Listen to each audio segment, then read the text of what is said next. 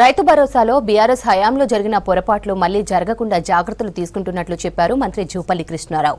సాగులేని భూములకు రైతు భరోసా ఇవ్వటం లేదన్న మంత్రి జూపల్లి అధికారులు గ్రామస్థాయిలో జాగ్రత్తగా పరిశీలన చేయాలన్నారు. రేషన్ కార్డుల జారీ కంటిన్యూ ప్రాసెస్ అన్న మంత్రి జూపల్లి అందరికీ రావటం లేదన్నది అపోహ మాత్రమేనన్నారు. ఇక అత్యంత నిరుపేదలకే ఫస్ట్ ప్రయారిటీగా ఇంద్రమ్మ ఇల్లు ఇస్తామని చెప్పిన మంత్రి జూపల్లి కృష్ణారావు నిజామాబాద్ ఉమ్మడి జిల్లా సమీక్షా సమావేశంలో ఎమ్మెల్యేలు, ఎమ్మెల్సీలు, కలెక్టర్లతో కలిసి పాల్గొన్నారు.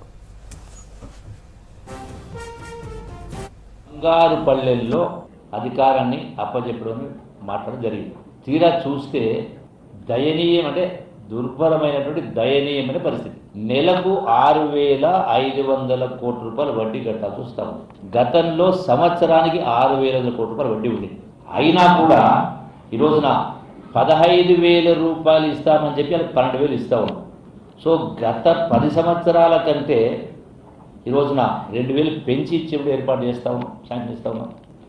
ఆనాడు కూడా డబుల్ బెడ్రూమ్ హౌసెస్ గురించి గత ముఖ్యమంత్రి గారు మాట్లాడారు.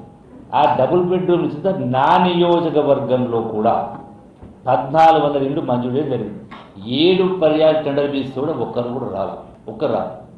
ఎందుకనేటప్పుడు ఒక్కొక్క ఇంటికి 5,04,000 రూపాయలు మీరు మంజూరు ఇచ్చి మమ్మల్ని 550 చదరపు అడుగులు కట్టమంటే ఒక్కొక్క ఇంటి పైన 70,000-80,000 రూపాయలు నష్టం వస్తుంది. మేము ఆస్తులు అమ్ముకోవాలన్నా, అప్పులు చేయాలన్నా, ఎవరు నమ్ముకోవాలో ఏ విధంగా కట్టుబడి కింద రాలి. నేను బలవంతంగా ఒక కాంట్రాక్ట్ని పిలిచి ఒక గ్రామంలో చుక్కాపల్లి అనే గ్రామంలో 30 ఇళ్ళు కేటాయిస్తే అతను పిల్లల కాడికి వేసి వదిలేసి పారిపోయాడు. ఆ సందర్భంలో నేను స్పష్టంగా చెప్పడం జరిగింది, మీరు 1,00,000 రూపాయలు పెంచండి, 5 లక్షల రూపాయలు 6 లక్షలు చేయండి, లేదంటే 1,00,000 రూపాయలు ఒక 100 అడుగులు తగ్గిందంటే అది జరగలేదు. అంటే 10 సంవత్సరాల పాటు అది జరగలేదు. అంటే 10 సంవత్సరాలు ఇల్లు అనేది రాలేదు ఎక్కడ కూడా, ఏ గ్రామంలో. ఈ రోజున అది కాంట్రాక్ట్ కట్టించే వ్యవస్థ.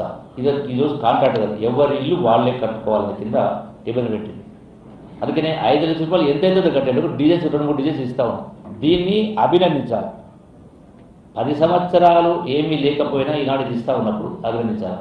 సేమ్ టైం 15,000 రూపాయల నుంచి ఇలా మొదటి సంవత్సరం, ఈ పరిపాలన మొదటి సంవత్సరం అయింది, కేవలం 1 సంవత్సరం కంప్లీట్ అయింది. 1 సంవత్సరం కంప్లీట్ అయ్యే లోపలనే ఇలా రైతు భరోసా ఇస్తూ, అట్లాగే ఈనాడు ఈ యొక్క ఆత్మీయ భరోసాని ఇస్తూ, కొత్త రేషన్ కార్డ్స్ ఇస్తూ ఇల్లు ఇస్తా ఉన్నప్పుడు మిగిలింది కూడా 15,000 మొదటి సంవత్సరం. ఈ ప్రభుత్వం స్పష్టంగా చెప్పింది ఏంటి, 2 లక్షల రూపాయల లోపల ఉన్నటువంటి వాళ్లకు రుణమాఫీ చేస్తామని స్పష్టంగా కరాఖండిగా చెప్పడం జరిగింది మా ముఖ్యమంత్రి కూడా. 2 లక్షల రూపాయలు ఉన్నటువంటి లోపు ఉన్న వాళ్లకు 21,000 కోట్ల రూపాయలు చెల్లించడం జరిగింది.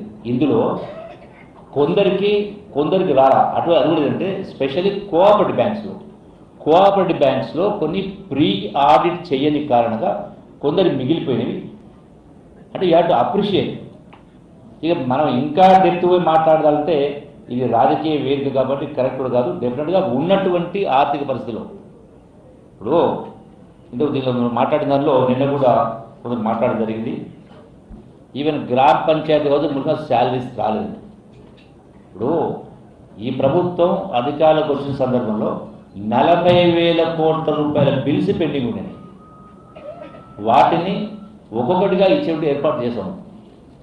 అంటే మోర్ దాన్ 50% ఇచ్చినట్టు క్లియర్ అయింది. ఇంకా కొన్ని పేమెంట్ చేయాల్సి ఉన్నాయి.